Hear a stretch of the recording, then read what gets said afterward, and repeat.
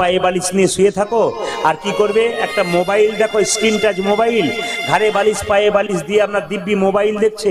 বাচ্চা মোটা হচ্ছে, ডাক্তারবাবু বলছে তোর কোনো চিন্তা নাই, মোটা হবে বাচ্চা তোর, আর সর্বনাশ হবে তোর, টাকা হবে আমার, সিজার করবো আমি।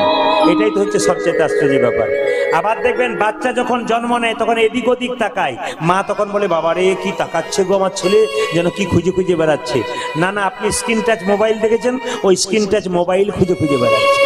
ওই জন্য আপনারা বলেন না বাবারে আমি মোবাইল দেখতে পারি না, আমার ছেলের কি মোবাইলের, আপনারা বলেন না আমার ছেলের কি মোবাইলের জোর দাদা, আমি বুঝতে পারি না। ও কি করে বুঝবেন, আপনি পেটে বাচ্চা থাকলেন যেমন কাজ করেছেন সেরকম হবে। একটা প্রমাণ দিয়ে দিই, শাস্ত্রের দিকে গেলে অর্জুনের স্ত্রীর নাম ছিল সুভদ্রা। ভালো করে শুনবেন, অর্জুনের স্ত্রীর নাম সুভদ্রা। যখন তার পেটে অভিমন্যু ছিল তখন অর্জুন তার কানে কানে চক্রগুহে ঢোকার গল্পটা বলেছিল। চক্রগুহে কি করে ঢুকতে হয় ওটা বলেছিল, কিন্তু বেরোবার গল্প বলতে গেছে মা ঘুমিয়ে গেছে। মায়েরা এই জন্য মায়ের জন্য বাচ্চা নষ্ট হয়ে গেল। কি হলো, মাত্র কম বয়সে, খুব কম বয়সে চক্রগুহে বাইরে আর বেরোতে পারলো না, অভিমন্যুর মৃত্যু হয়ে গেল। এই জন্য মায়ের জন্য সন্তান অনেকটাই থাকে। আপনারা মায়েরা ছেলের অসুখ হলে মন্দিরে কত মানত করেন, হে প্রভু আমার ছেলের অসুখ যেন ভালো হয়ে যায়। কি করে ভালো হবে? আজকে হরিনাম শুনবেন ভক্তি ভরে, আপনাকে বলতে হবে না, ভগবান আপনার দিকে কৃপা করে দেবে। আর আপনি কোনদিন হরিনাম শুনবেন না, ভগবানের নামে হাত তুলবেন না, উলুধ্বনি দেবেন না, আর ছেলে যখন অসুখ হবে তখন বলবেন আমার ছেলেকে এবার বাঁচিয়ে দাও ঠাকুর, পরের বার থেকে দেখবো। ভগবান বলে তুই আমার সঙ্গে সম্পর্ক রাখিস নি, তোর সঙ্গে আমি সম্পর্ক রাখবো না।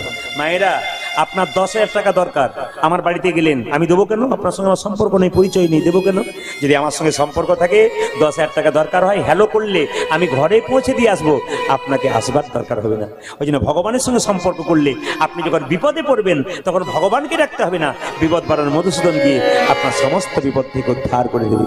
লক্ষ্য করুন, বিল্লমঙ্গল যখন পেটে এলো, জন্ম নিল 10 মাস 10 দিন পর, পদকথা বর্ণনা করলো, কৃষ্ণ বেন্না নদীর তীরে, কৃষ্ণ বেন্না গ্রাম, উলুধ্বনি, বাচ্চা জন্ম নিচ্ছে, কৃষ্ণ বেন্না নদীর তীরে, কৃষ্ণ বেন্না গ্রাম, তথায় আসি জন্ম নিল বিল্ল ঠাকুর নাম। উলুধ্বনি। ছেলের নাম রাখা হলো বিল্লমঙ্গল, বেলপাতা শিবলিঙ্গে দেবার জন্য। আমি আপনাদের একটা কথা বলবো, ছেলের নাম কিন্তু মহাপুরুষের নামের সঙ্গে নাম রাখবেন। যারা ইতিপূর্বে ছেলের নাম, আস্তে রিভাবটা একটু দাও, রিভাব দাও একটু, ছেলের নাম ইতিপূর্বে যারা রেখেছেন ভালো করেছেন, কিন্তু আপনাদের কাছে নিবেদন রইল ছেলের নাম কিন্তু মহাপুরুষের নামে নাম রাখবেন। যেমন ছেলের নাম যদি ঈশ্বরচন্দ্র রাখেন, ও যখন বড় হবে পড়াশোনা করবে, ঈশ্বরচন্দ্রের কথা পড়তে পড়তে মনের মধ্যে ঈশ্বরচন্দ্রের ভাব জাগবে। ছেলের নাম যদি রবীন্দ্রনাথ নাম রাখেন, দেখবেন ও যখন পড়াশোনা করবে বড় হবে, ও রবীন্দ্রনাথ এত বড় কবি ছিল, তার মনের মধ্যেও ভাব জাগবে। এই জন্য মহাপুরুষের নামে নাম রাখলে কিন্তু কাজ হয়ে যায়। মায়েরা আজকালকার দিনে ছেলে মেয়েদের নাম তো পাতলা পাতলা রাখা হয়, মোটা মোটা রাখা হয় না। একটু বলবো, যত সিরিয়াল দেখছে তত পাতলা পাতলা নাম রাখছে।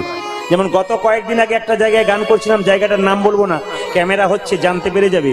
তো যার বাড়িতে বাসা, তাকে জিজ্ঞেস করলাম ভাই আপনার ছেলে মেয়ে কটি? বলে আমি পঞ্চপাণ্ডবের বাপ। আমি মনে মনে ভাবলাম আমি 1 পাণ্ডবের বাপ হতে গেলে বাপের কত জ্বালা হচ্ছে, আবার এই বেটা কি সুন্দর বলছে আমি পঞ্চপাণ্ডবের বাপ। এই যে এই যে এই যে আপনার ছেলে পঞ্চপাণ্ডব, বলে 5টা ছেলে, বলে 5টা ছেলে। নাম কি রেখেছেন? বড় ছেলের নাম রেখেছি ঝন্টু, মেজর নাম মন্টু, আর 3 নম্বরের নাম নন্টু, আর 4 আর 5-এর নাম রেখেছি নাট আর বল্টু। আমি তখন বললাম এই নন্টু মন্টু জন্টু আপনার কাজে লাগবে না, শেষের 2টো নাম আপনার কাজে লেগে যাবে। বলছে বুঝতে পারলাম না। বলে বুঝবেন এখন নয়, যখন বুড়ো হবেন আপনার শরীরের পার্টসগুলো ঢিলো হয়ে যাবে, নাট বল্টু আপনাকে টাইট দিতে শুরু করবে, সেই দিন বুঝবেন যে নাট বল্টু নাম রাখার কি ব্যাপার আছে। মায়েরা, অজামিল ছিল চরিত্রহীন মাতাল, তার স্ত্রী ছিল ভক্তিমতী। যখন পেটে বাচ্চা ছিল, একজন সাধু বাবা এসেছিল তার বাড়িতে, এসে সাধু বাবা সেবা করেছিল। সাধু বাবা বলেছিল মা তোর স্বামী যেই হোক না কেন, তুই যে গর্ভে সন্তানকে রেখেছিস আমার সেবা করলি, এই ছেলের নাম রাখবি নারায়ণ। বাবা ডাকাত হোক, মস্তান হোক আর চোর হোক, ছেলেকে কে না ভালোবাসে? অজামিল চরিত্রহীন মাতাল ডাকাত ছিলেন, কিন্তু ছেলেকে ভালোবাসতেন, নারায়ণ নারায়ণ বলে ডাকতেন। এত পাপ করেছে, নারায়ণ খেয়ে নে বাবা, নারায়ণ স্কুলে যা। এক সময় অজামিল নর্দমার মধ্যে পড়ে গিয়েছিল, আর শেষ বয়সে চিৎকার করলো নারায়ণ নারায়ণ।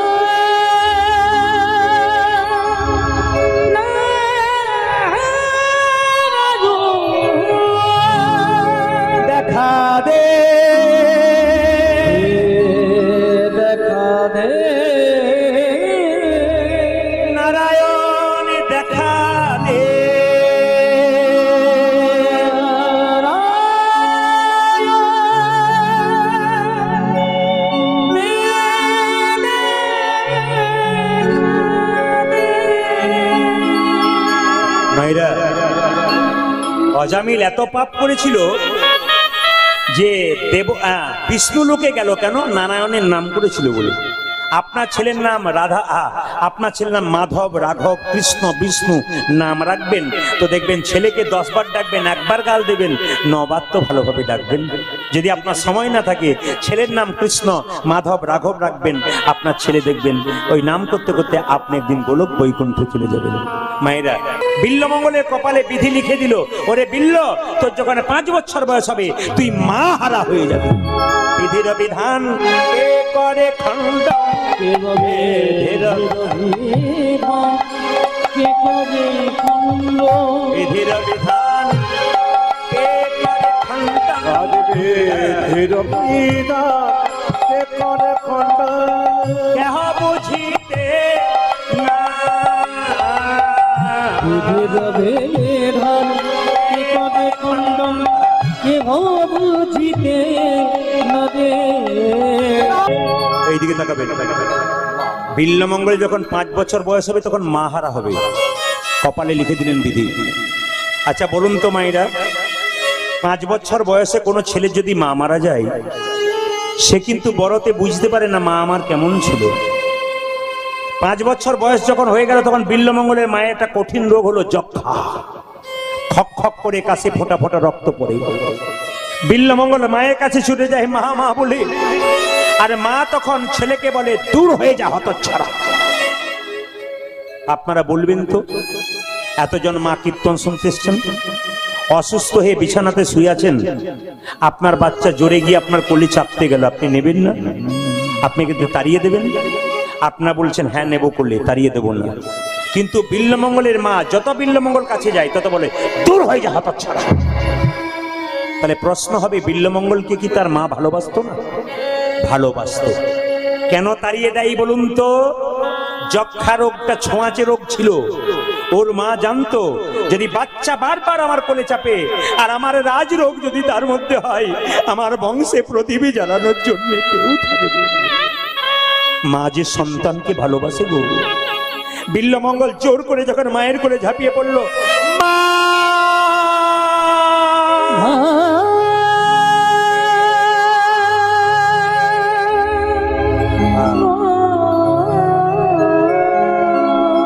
একেবারে কোলে না, কোলে না, ও গো আমার মা,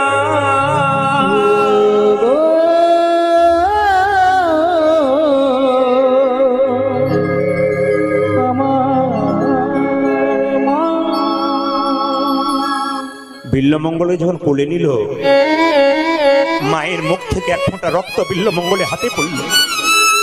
বিল্লমঙ্গল জিজ্ঞেস করলো, মা এটা কি? তোমার মুখ থেকে এরকম জিনিস কোনোদিন দেখিনি, এটা কি? বিল্লমঙ্গলের মা ভবানী দেবী বলে উঠলো, বাবা এটা আমার পরপারে যাবার নিমন্ত্রণ পত্র। আমি আর বেশি দিন বাঁচবো না বাপ, এই সংসারের মায়া ছেড়ে একদিন আমি চলে যাব। বাচ্চা ছেলেটা মায়ের গলা জড়িয়ে ধরে বলল, কোথায় যাবে মা তুমি? মা তখন কেঁদে কেঁদে বলল, পৃথিবীর এমন এক জায়গায় চলে যাব যেখানে কেউ আমাকে কোনোদিন খুঁজে পাবে না। ছোট্ট বিল্লমঙ্গল মায়ের কোলে চেপে বলল, মা আমিও তোমার সঙ্গে যাব।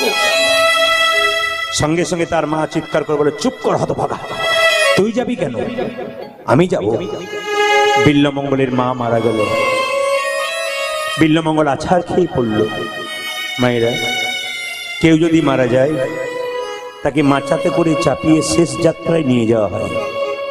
আপনাদের কাছে নিবেদন রইল, যে যেখানে বসে কীর্তন শুনছেন, তার মাকে যখন বলো হরি হরি বল বলে মাচায় নিয়ে যাচ্ছে, বিল্লমঙ্গল আছাড় খেয়ে পড়ছে, আমার মাকে এনে দাও, আমার মাকে এনে দাও। তোমরা আমার মাকে এমন করে দড়ি দিয়ে বেঁধে নিয়ে যাও কেন? আমার মা কি অপরাধ করেছে? আমার মাকে এনে দাও। বিল্লমঙ্গলের আকাশ ফাটানো কান্নাতে সব মায়েরা ঝরঝর করে কাঁদছে। একজন মা বলে উঠলো, রে বিল্ল, তোর মা মারা গেছে, কি হবে? আমাকে মা বলবি? মায়েরা, ও তো শান্ত না। আসল মা চলে গেলে কি ওই মা ভালোবাসা দিতে পারে? আপনারা যারা কীর্তন শুনছেন, অগণিত ভক্তের কাছে আমার নিবেদন রইল, যারা দাঁড়িয়ে আছেন, যারা বসে আছেন, বাম দিকে প্রচুর দাদা ভাইয়েরা আমার আছে, ডান দিকেও আছে, আপনাদের কাছে করজোরে মিনতি রইল, কৃষ্ণকে পুজো করবেন কি না করবেন সেটা আপনার ব্যাপার, মায়ের মন্দিরে পুজো দেবেন কি না দেবেন সেটা আপনার ব্যাপার, কিন্তু ঘরে যে দুটো জীবন্ত দেবদেবী আছে ওদের যদি পুজো করতে না পারেন তাহলে সব পুজো আপনার বেকার হয়ে যাবে। কিন্তু ওই মা কালী মাটির মূর্তি বলতে চাইছে, তুই আমায় পুজো দিতে এসেছিস? মাটির প্রতিমা পুজিস রে, তুই আগে ঘরের মা বাবাকে পুজো কর। আমি তো মাটির প্রতিমা, আমাকে পুজো করতে এলি, তার আগে তোর বাবা মাকে পুজো করেছিস? বাবা 10 কিলোমিটার হেঁটে ছেলেরা শ্রাবণ মাসে জল ঢালতে যায় বাবা ভোলার কাছে। বাবা যখন জলটা নেয় তখন সেই ছেলেকে যেন বলতে চাই, খোকা এত কষ্ট করে 10 কিলোমিটার হেঁটে আমার মাথায় জল দিতে এলি? তোর বাবা ঘরে বসে আছে, গ্রীষ্মকালে যখন বাড়িতে এসেছে বাবাকে একটু জল দিয়েছিলি তো? তোর জীবন্ত মাটা হাহাকার করছে তোর জন্য, তার মুখে একটু জল তুলে দিয়েছিলি তো? যদি না দিতে পারেন তবে আপনার জীবনে কোনো লাভ নেই।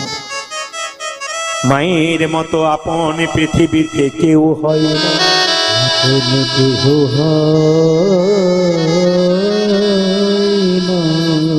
এই পৃথিবীতে যার মা নাই তার কেউ না।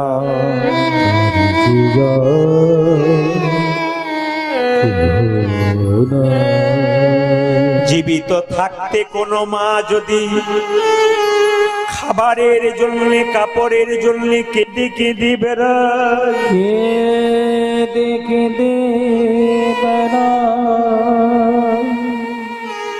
তার ছেলে যতই কৃষ্ণ ভজনা করুক কোনদিন কৃষ্ণের চরণ পায় না। কোনদিন কৃষ্ণের চরণ সে পায় না। রাত্রিবেলায় কীর্তন শুনতে এলেন, মধ্যরাত্রিতে যখন বাড়ি যাবেন বাড়ির সবাই নিজের নিজের জায়গায় ঘুমাবে, কিন্তু মা যদি বেঁচে থাকে, বাবা যদি বেঁচে থাকে, দরজাটা খুলবে আর বেরোবে, এর নামে মা।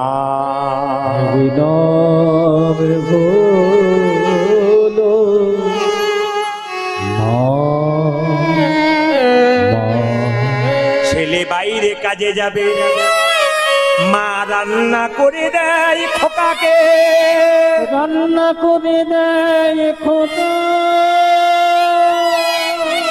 খোকা তো পেট ভরে খেয়ে চলে যায়, কিন্তু একবারও মায়ের দিকে তাকায় না। মা তুমি তো আমায় সব দিলি, তোমার থালাতে কিছু রাখলে না, এর নাম মা। মা শুধু দিতে জানে, নিতে জানে, শুধু মায়া আমাদের দিতে জানে, কিছু নিতে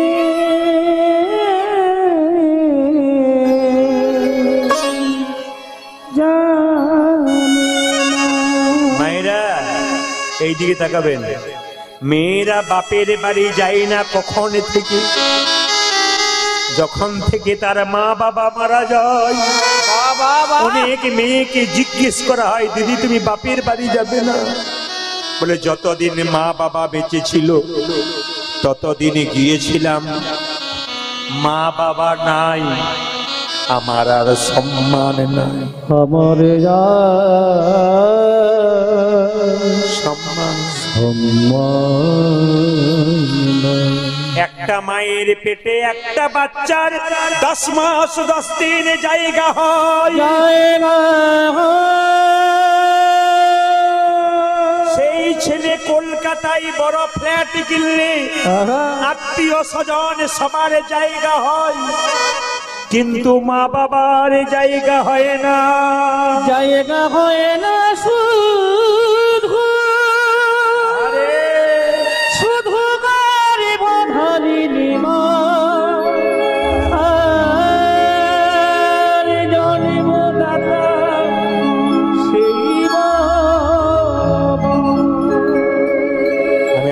কাছে নিবেদন রাখবো মায়েরা। বিল্লমঙ্গল আছার খেয়ে পড়ল, মা তোমার মতো আপন আর কেউ নাই, তুমি যে মা সবে থেকে আপন, মা, তুমি যে সবে থেকে যত মা, তুমি যে মা সবে থেকে আপন, মা, তুমি যে মা সবে থেকে আপন। তুমি আকাশ তুমি বাতাস,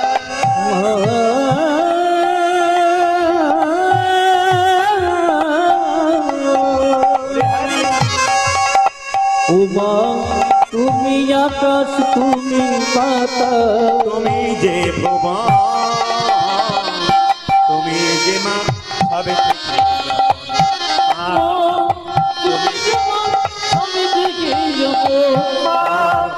তুমি যে মা সবে থেকে আপন। মায়েরা, একবার জোরে বলুন তো আপনারা, দেখি কেমন কীর্তন শুনছেন। বিল্লমঙ্গলের কত বছর বয়সে মা মারা গেল? একটু জোরে বলুন। 5 বছর। বাহ, এই যে মনে মনে রাখবেন, মাঝে মাঝে আপনাদের বলবো, আপনার তো স্মরণ করে নেবেন, কাজ আছে। আচ্ছা বলুন, ছেলের বাবা যদি মারা যায়, ছেলের বাবা যদি মারা যায়, মা দেখবেন টেনে হিচড়ে ছেলেকে মানুষ করে দেবে। আর ছেলে যদি মা মারা যায়, বাবার ক্ষমতা নাই ছেলেকে মানুষ করতে পারে, কেন? পাছে লোকে কিছু বলে। বিল্লমঙ্গলের বাবার নাম শিবশঙ্কর, মায়ের নাম কি? ভবানী দেবী। বাবা পুজো পাঠ করে বেড়ায়, ছেলেকে শাসন করতে গেলে পাড়ার লোকে বলে, হ্যাঁ শিবশঙ্কর, এই ছেলেটাকে শাসন করছো কেন? মাটা মরে গেছে আর তুমি মারছো, তোমার লজ্জা করে না? আচ্ছা পাষণ্ড লোক তো তুমি। মায়েরা, ছেলেকে আদর দিতে দিতে মাথায় তুলে দিল। মায়েরা, বিল্লমঙ্গল আদর পেতে পেতে তার বয়স যখন 20 বছর হয়ে গেল, অসৎ সঙ্গে মেলামেশা করলো। একদিন পাড়ার কতগুলো ছেলে বলল, বিল্ল যাবি? বলে কোথায়? মায়েরা, একটা নদীর নাম করেছিলাম, কি নদী? কৃষ্ণবেন্না নদী। ওই নদীর ওই পারে কতগুলো পতিতা মেয়ে এসেছিল, তার মধ্যে একটা মেয়ের নাম হচ্ছে কি? চিন্তামণি। এই চিন্তার বয়স তখন 16 আর বিল্লমঙ্গলের বয়স 20। পাড়ার ছেলেগুলোর সঙ্গে বিল্লমঙ্গল চিন্তাকে দেখতে গেল, আর চিন্তার চোখে চোখাচোখি হতে চিন্তার সঙ্গে প্রেম হয়ে গেল। বিল্লমঙ্গল দেখতে যত সুন্দর, চিন্তাও দেখতে সুন্দর, দুজনের মধ্যে প্রেম হয়ে গেল। গোটা গ্রামে জানাজানি হয়ে গেল, বাবাও জানতে পেরে গেল। নদী পাড়ে একে পতিতা নাম চিন্তামণি, আজ নদীর পাড়ে একই পথিকা,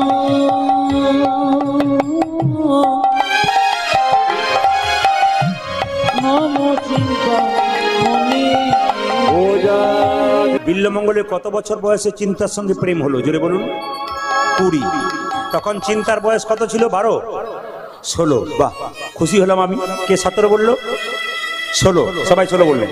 আচ্ছা বলি, আচ্ছা মায়েরা কিছু মনে করবেন না, আপনার ছেলের যদি নামে কেউ নালিশ দেয়, আপনি শুনবেন না? আপনার ছেলে খারাপ কাজ করলে পাড়ার লোকের আপনার কাছে বলবে না, সে মা হোক আর বাবা হোক? এখন শিব শঙ্করের কাছে কয়েকদিন এসে বললো, ও ঠাকুর, তুমি তো পুজো পাঠ করছো, ছেলের দিকে নজর দিয়েছো, ছেলের বয়স 20 বছর হলো, ছেলে কি করে বেড়াচ্ছে দেখেছো? বলে, আমার ছেলে কি করেছে? তোমার ছেলে যা করছে না, আমাদের পাড়াটাকে নষ্ট করে দিল। এই দেখো বাবু, ছেলেকে যাওয়া আসা বন্ধ করো, নইলে তোমাকে আর তোমার ছেলেকে গ্রাম থেকে ছাড়া তাড়িয়ে দেবো। বলে, আমার ছেলে কি করেছে? তোমার ছেলে পতিতা মেয়ের কাছে যায়, ওর নাম চিন্তামণি, আমাদের ছেলেগুলোর মাথা খাচ্ছে, ওদেরকে নিয়ে যাচ্ছে। এই দেখো, তোমার ছেলেকে ওখানে যাওয়া বন্ধ করো, নয় তোমাকে গ্রাম থেকে তাড়িয়ে দেবো, তোমার ছেলেকে তাড়িয়ে দেবো। আচ্ছা মায়েরা বলুন তো, ছেলের নামে যদি নালিশ আছে, আপনি শাসন করবেন না? জোরে বলুন, শাসন করবেন না? কিন্তু ছেলে বয়স 20 বছর হলে আর শাসন করতে পারবেন? আর পারবেন? ছেলে ছোট থাকলে শাসন করতে পারবেন, 20 মানে বাঁশ মোটা হয়ে গেছে, তখন আর হবে না। বিল্লমঙ্গলকে তার বাবা ডাকলো, এই বিল্ল, কি তুই নাকি পতিতালয়ে যাস? বিল্লমঙ্গল মাথা নিচু করে আছে। এই উত্তর দিস না কেন বাবা? তুই পতিতালয়ে যাস? মাথা নিচু করে আছে। যাস না বাবা, আমি ব্রাহ্মণ, তুই ব্রাহ্মণ সন্তান, গায়ত্রী মন্ত্র জপ কর, ভগবানের পুজো কর। ওরে, পুজো করে আমাদের ব্যবসা, পুজো করতে হবে। এক কাজ কর, বলে কি? ওখানে যাস না, ওখানে গেলে গ্রাম ছাড়া করে দিবে আমাদেরকে। এক কানে শুনলো, এক কানে বের করে দিল। একদিনে বিল্লমঙ্গলের বাবা মারা গেল। মায়েরা, দাদা ভাইরা বলবেন, বিল্লমঙ্গলের বাবা যখন মারা গেল, তখন বিল্লমঙ্গল অসুচ অবস্থায় প্রত্যেক দিন চিন্তার কাছে যায়। কিন্তু চিন্তা কত ভালো মেয়ে দেখুন, বিল্লমঙ্গলকে বলে, ঠাকুর তুমি আমায় ভালোবেসেছো, আমি তোমায় ভালোবেসেছি। হ্যাঁ, এখানকার কমিটির 2-4 জন আমাকে বলেছিল আর রাত্রি বেশি করলে আমাদের এখানে একটু অসুবিধা আছে। কি অসুবিধা? রাত্রি হলেই দেখবেন 2-4 জন ইতিমধ্যে কিন্তু শুরু হয়ে গেছে। যে শুরু করছে সে ভাবছে প্রদীপ পাল খালি আমার দিকেই তাকাচ্ছে। না না, আপনার দিকে তাকায় নাই, ফাঁকিবাজ ছেলের দিকে বেশি তাকায়। তবে মায়েরা খুব চালাক। যদি কোনো মায়ের ঘুম আসে, সেই মা দেখবেন জীবনে মাথায় কাপড় নেয় না, ঘুম এলেই দেখবেন কীর্তনে মাথার কাপড় নেই। পাশের মেয়েটা বলছে, দিদি তুমি ঘুমোচ্ছ, বলে ধ্যান করে করে শুনছি। এমন ধ্যান করো না লম্বা হয়ে পড়ে যাবে, তখন তোমাকে তুলে নিয়ে যেতে হবে। বিল্বমঙ্গল প্রত্যেক দিন অসহজ অবস্থায় চিন্তার কাছে যায়, আর চিন্তা সঙ্গে সঙ্গে বলে, ঠাকুর তুমি আজকে এসেছো ভালো করেছো, কাল তোমার বাবার।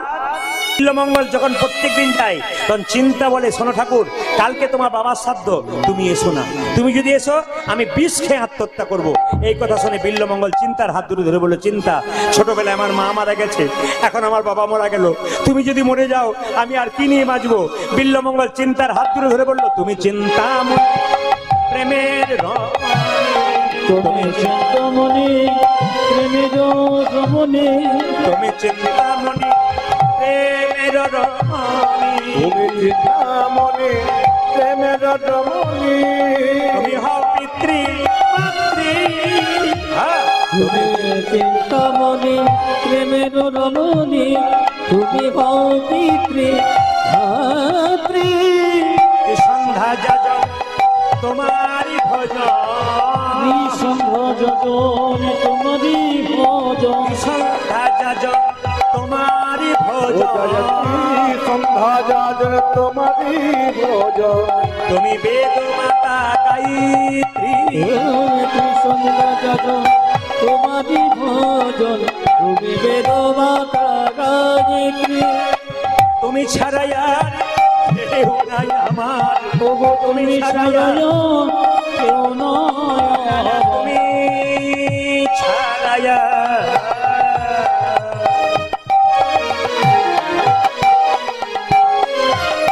তুমি ছাড়া আর কেউ নাই, পূজারে তুমি ছাড়া যার কেহ নাই আমার, তুমি আমার পিতৃ মাতৃ, তুমি ছাড়া আর কেউ নাই আমার। ওগো তুমি আমার পিতৃ মাতৃ, ওরে তুমি ছাড়া কেউ নয়, আমার পিতৃমাতৃ, তুমি ছাড়া কেউ নয়, আমার পিতৃমাতৃ, তুমি ছাড়া কেউ নয় আমার, তুমি ছাড়া যার কেহ নাই আমার, তুমি বেদ মাতা গায়ত্রী। এইদিকে লক্ষ্য করুন, বিল্বমঙ্গল চিন্তাকে কথা দিল, চিন্তা কালকে আমার বাবার শ্রাদ্ধ, আমি কথা দিলাম আসবো না, তবে যদি এসে পড়ি তুমি বিষ খেয়ে আত্মহত্যা করো না। মায়েরা, পরের দিন বিল্বমঙ্গলে বাবার শ্রাদ্ধ, সবাই মাথায় কাপড়টা নিন। বিল্বমঙ্গলে ব্রাহ্মণের শ্রাদ্ধ হচ্ছে, শ্রাদ্ধ করাচ্ছে কে? শ্রাদ্ধ সারাচ্ছে ব্রাহ্মণ। এই বিল্ল বল বল, নমো বিষ্ণু বিষ্ণু নমো বিষ্ণু নমো বিষ্ণু নমো বিষ্ণু নমো বিষ্ণু নমো বিষ্ণু নমো বিষ্ণু নমো বিষ্ণু নমো বিষ্ণু নমো বিষ্ণু নমো বিষ্ণু নমো বিষ্ণু। বলুন তো মায়েরা, বিল্বমঙ্গলকে মন্ত্র পড়াচ্ছে, কিন্তু বিল্বমঙ্গল চুপ করে আছে কেন বলুন তো? মনটা কোথায় পড়ে আছে জোরে বলবেন, মনটা কোথায় পড়ে আছে? মন যদি থাকে কেয়া বনে কি করে হরিনাম সংকীর্তন। মন যদি আপনার অন্য জায়গায় পড়ে থাকে, হরিনামে আপনার লাভ কি আছে? এই যে আপনার সামনে বসে আছেন, আপনাদের দেখতে পাচ্ছি, আপনার পেছন দিকে তাকিয়ে থাকুন, অগণিত মানুষ গোটা মাঠটাকে ভরে বসে আছে, তারা কি সুন্দর মনোযোগ দিয়ে কীর্তন শুনছে। আপনার সামনে বসে আছেন, আপনারা ভালো দেখতে পাচ্ছেন। আপনাদের কাছে নিবেদন রইল, ব্রাহ্মণ ঠাকুর এরকম করে মন্ত্র পড়াচ্ছে, বল নমো বিষ্ণু নমো বিষ্ণু নমো বিষ্ণু নমো বিষ্ণু নমো বিষ্ণু নমো বিষ্ণু নমো বিষ্ণু নমো বিষ্ণু নমো বিষ্ণু নমো বিষ্ণু। আচ্ছা, হ্যাঁ বিল্ল বল, নমো বিষ্ণু নমো বিষ্ণু নমো বিষ্ণু নমো বিষ্ণু নমো বিষ্ণু। ভগবান বিষ্ণুর কথা বলছে, তুই কার চুপ করে আছিস কেন? বল। সঙ্গে সঙ্গে বলছে নমো বিষ্ণু। নমো চিন্তা, বিল্লমঙ্গল বলছে, ব্রাহ্মণ বলছে নমো বিষ্ণু, নমো চিন্তা, নমো বিষ্ণু, নমো চিন্তা, নমো বিষ্ণু, নমো চিন্তা, নমো বিষ্ণু, নমো চিন্তা, নমো বিষ্ণু, নমো চিন্তা, নমো বিষ্ণু, নমো চিন্তা, বিষ্ণু, নমো চিন্তা, বিষ্ণু, নমো চিন্তা, বিষ্ণু, নমো চিন্তা, বিষ্ণু, নমো চিন্তা, বিষ্ণু, নমো চিন্তা। রইল তোর বাপের সাথে। আমি ভগবানের নাম করাচ্ছি, বেটা চিন্তার কথা ভাবছি।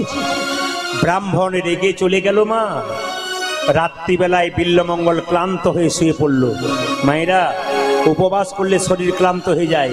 বিল্লমঙ্গল যখন শুয়ে পড়ল, রাত 12টা যখন বেজে গেছে, মনে পড়ে গেছে চিন্তা। তোমার কাছে একদিন যায় নাই তো মনে হচ্ছে 1 বছর যায় নাই। বিল্লমঙ্গল ছুটে গেল নদীর দিকে। দরজা খুলেছে, প্রচন্ড বৃষ্টিপাত, প্রচন্ড বজ্রপাত, প্রচন্ড বৃষ্টিপাত, প্রচন্ড বজ্রপাত। চিন্তা, চিন্তা। মায়েরা নদীর কিনারায় চিৎকার করছে, নৌকা বাঁধা আছে, মাঝি নাই। মাঝি ভাই, মাঝি ভাই। শুনতে পাচ্ছেন কিরকম অবস্থা? আকাশের অবস্থা খুব খারাপ, মেঘ এসেছে। বিল্লমঙ্গল ওই অবস্থায় নদীর কিনারায় গিয়ে কি করলো? দেহটাকে নৌকা করে জলে ঝাঁপ দিচ্ছে। আপনার উলুধ্বনি দেবেন। বিল্লমঙ্গল দেহটাকে নৌকা করে জলে ঝাঁপ দিচ্ছে। নৌকা নাই তো কি করবে? চিন্তার কাছে যাবে। চিন্তা, তুমি আমার জন্য নৌকা পাঠালেন, একটা কাঠ পাঠিয়ে দিতে পারতে, আমি সেটাকে ধরে চলে যেতাম। দেহটাকে নৌকা করে বিল্লমঙ্গল ঝাঁপ দিল। পারে কর হে, উলুধ্বনি, পারে কর হে, ও হে চিন্তা। আমায় পারে করো হে,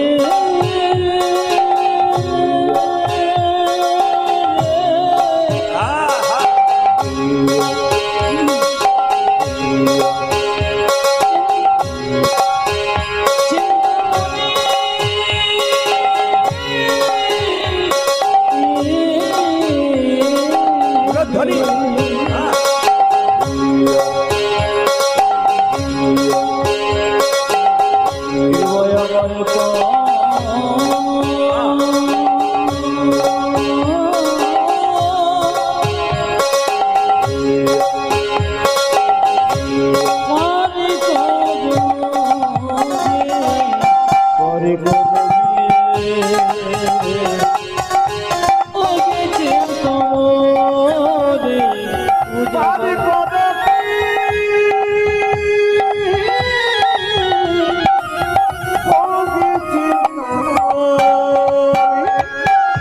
নামের মালা কইরা গলে ভাইসা দিলাম দেহ খানে।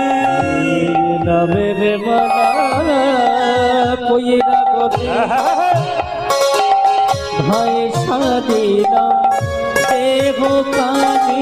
নামের মালা কইরা গলে ভাইসা দিলাম দেহ খানে।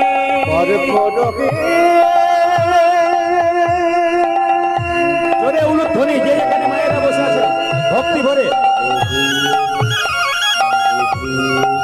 ইন্দ্রমণি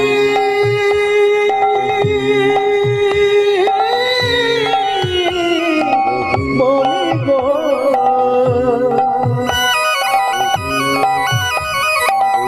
যদি আমায় তুমি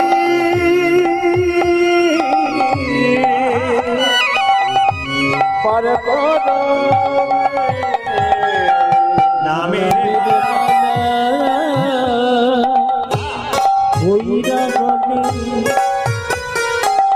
ভাই দিলাম দেহ কাজে পার কর হে,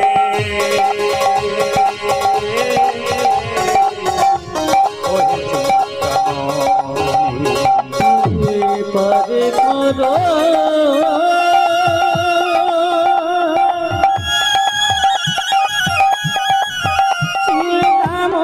মনোযোগ এসেছে। ও মায়েরা, হজ্জত তো জানেন, মনচোর জানেন, মনকে যে চুরি করে নেয়, মনচোর এসেছে ওরে মনোজোর এসেছে দেখে এলাম গোটে চিন্তা মনোচোর এসে আমি দেখে নিলাম তোদের চিন্তা কত এসেছে। এই মাঝ রাত্রিতে না এই সমস্ত কথা আমার ভালো লাগে না। তুই বলছিস মনোচোর এসেছে, ঘর চোর এসেছে, তা ঘর চোর হয় কিন্তু মনোচোর হয়? চিন্তা তুই তো জানিস না তোর মনোচোর এসেছে। ও মনোযোগ এসেছে, আমার ঠাকুর এসেছে, এই তো আমি দেখে এলাম মনোচোর এসে। পূজা দিয়ে তো আমি দেখে গেলাম মনোজোর এসেছে এই এখনই দেখে এলাম মনোচোর এসেছে। ও এই এখনই দেখে এলাম মনোযোগ এসেছে। এই জায়গাটি সবাই তাকাবেন, যে আইসক্রিম খাচ্ছেন সেও তাকাবেন, আর যে পাখা করছেন সেও তাকাবেন। চোখ আমার খুব খারাপ, কোথাকে কি করছে ধরা পড়ে যায়। অন্য জায়গায় 14-15 হাজার মানুষ হলেও ধরা পড়ে যায়, এখানে অগণিত মানুষ আছে, এতে ধরা পড়ে যাবে। বিল্লমঙ্গল যখন চিন্তা যখন খবর পেল বিল্লমঙ্গল ঠাকুর এসছে, আমার দিকে তাকান, সঙ্গে সঙ্গে বিল্লমঙ্গলের কাছে চিন্তামণি গিয়ে বলছে, ঠাকুর এত রাত্রিতে আসতে, এত রাত্রিতে তুমি এলে কি করে গো?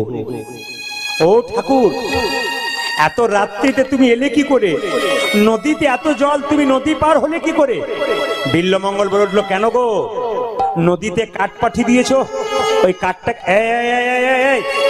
আমি তোমার জন্য কাঠ পাঠিয়ে দিয়েছি। হ্যাঁ তুমি কাঠ পাঠিয়ে দিয়েছো, আমি তোমার জন্য কাঠ পাঠালাম। বলে হ্যাঁ ওই কাঠটাকে ধরে এসছি, কাঠটা রেখে এসছি, আবার যাবো বলে।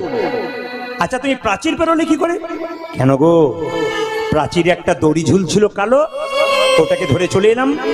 চিন্তার মনে বড় বিষণ্ণ হয়ে গেল, সংশয় হলো, আমি নদীতে কাঠ পাঠালাম, আমি দড়ি ঝুলালাম, কই দেখি দেখি কোথায় দড়ি? যেই না দরজার কাছে গেছে, মা দড়ি নয়, একটা বিষধর সাপ গর্তের মধ্যে মুখটা ঢুকিয়েছিল, লেজটা বাইরে ছিল। ওই সাপটাকে দেখে চিন্তামণি চমকে উঠলো, ঠাকুর তুমি আমার জন্য একটা সাপের লেজ ধরে আমার কাছে চলে এসেছো? তুমি যে বললে নদীতে কাঠ পাঠিয়েছি, কাঠটা কই? দেখলো মা কাঠ নয়, একটা মরা মানুষের শরীরকে ধরে বিল্লমঙ্গল চলে এসেছে। বিল্লমঙ্গলে হাত দুটোকে ধরে চিন্তামণি বলল, ঠাকুর সত্যি যদি তুমি আমায় ভালোবাসো আমায় কথা দাও। কি? আমি যা বলবো তাই করবে? হ্যাঁ করব। কি? আজ থেকে তুমি আমায় ভুলে যাও। যেই না বলেছে আমায় ভুলে যাও, বিল্লমঙ্গল বলে উঠল, আমি তোমায় ভুলতে পারবো না, আমি যে তোমায় ভুলতে পারবো না। তুমি যদি আমায় না ভুলো তাহলে সত্যি ভালোবাসো না।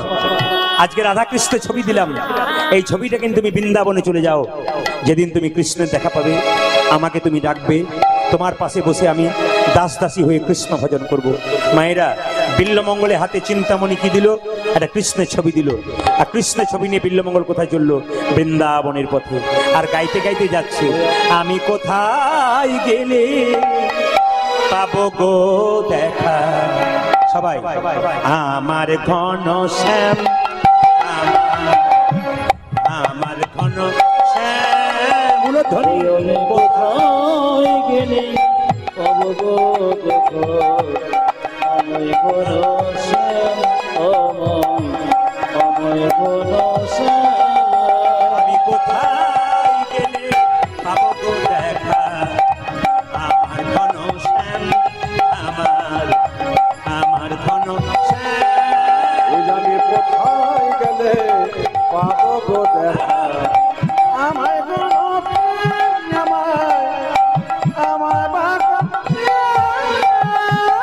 কোথায় আমার কৃষ্ণ কানা?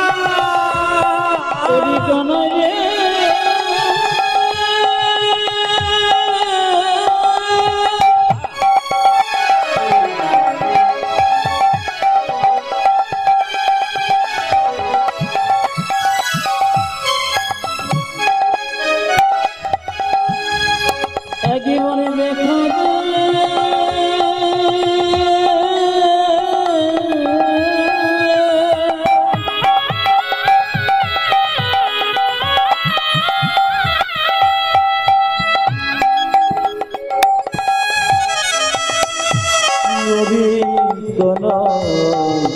দেখো গে।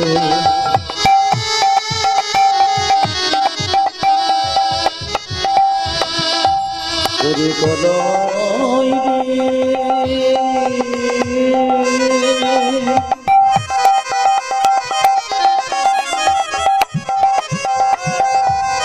জীবন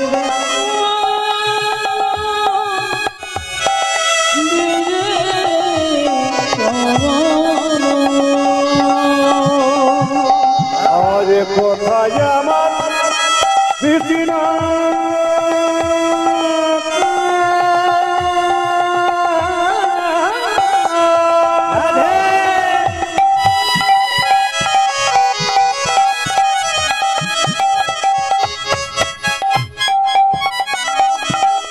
কোথায় ঘনতে আমি কোথায় গেলে পাবো গো দেখা আমার ঘনশ্যাম, আমার ঘনশ্যাম।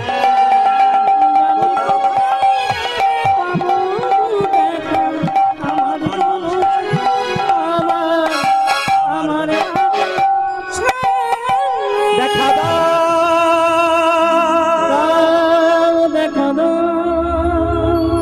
বিল্লমঙ্গল বৃন্দাবনে পথে গেল।